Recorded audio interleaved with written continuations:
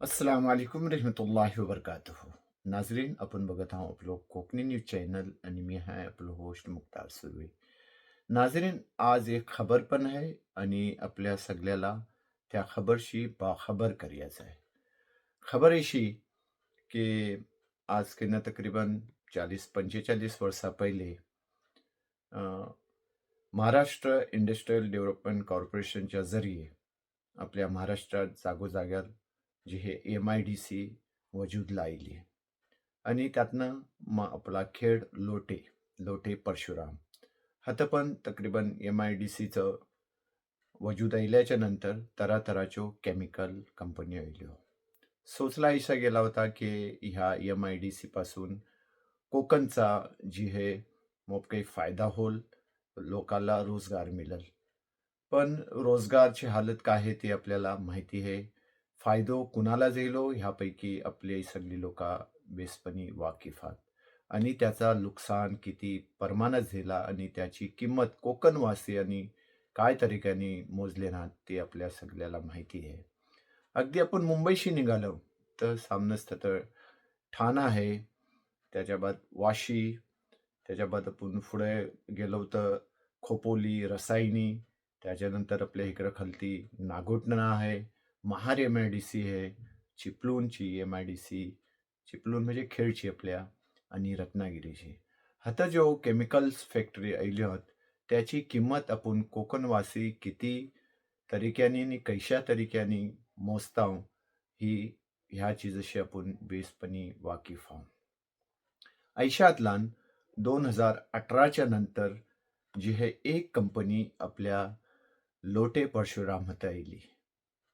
आजकाल म्हणजे आपण दुसऱ्या मसाईलला उलझला आहोत, पण पाठीमागा आपल्या कोकणासंगात काय खेळ केलो जातंय, हे आपल्याला मोप उशिरा कळतं. आणि ती कंपनी अशी आहे, जी की इटलीतला टोटल ब्रँड आहे. ती एक ऐसा केमिकल बनवतं, ज्या केमिकलला म्हणजे ती केमिकल फिजातलान पण कायम राहतं, पाण्यात पण कायम राहतं आणि इन्सानच्या बॉडीतलान गेल्यावर इन्सान आपल्या जानशी हात धुवतं.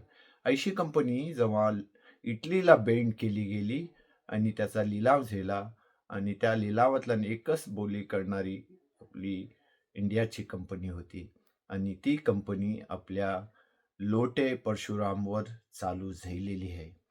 अलग-अलग तर्क-वितर्क बोललं जातात आणि ह्या बाबतीत आपण सगळी लोकं बेखबर आहोत. तेव्हा आपण डोलं खोलूया. आयुष्यातला जेव्हा आपल्या रत्नागिरी जिल्ह्याचं पालकमंत्री आणि राज्याचं उद्योग मंत्री ह्यांनी पण आपल्याला आश्वासन दिले नाहीत. पण बघा आपण आत्तापर्यंत बेखबर होतो, की त्या कंपनीत ऐसा प्रोडक्शन चालू झाला आणि आपल्याला खबर नाही.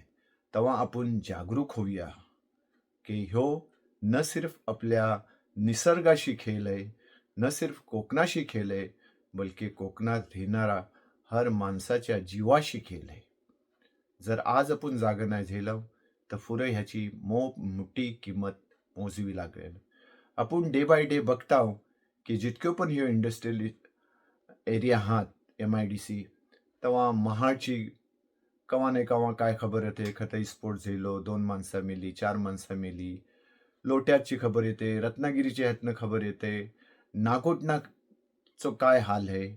आज जेव्हा आपण कोकणात मुंबई सफर करताव, नागोठणा अगदी आय-पी-सी-एलच्या मुलं नागोठण्याचं काय हाल झालेलो आहे. त्याच्या पुढं जितके पण काही हे इंडस्ट्रियल एरिया आहेत, त्याच्यामुळं कोकणाचं आणि कोकणाच्या निसर्गाचं काय हाल झालेलो आहे, हे आपल्याला माहिती आहे.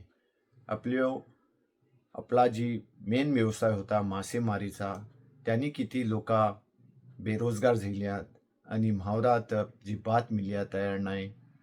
आपल्या इकडे काही उत्पन्न होईनाय. आपल्या जमिनीच्या जो बावी होत्यो, ती पाणी खराब झालेलं आहे.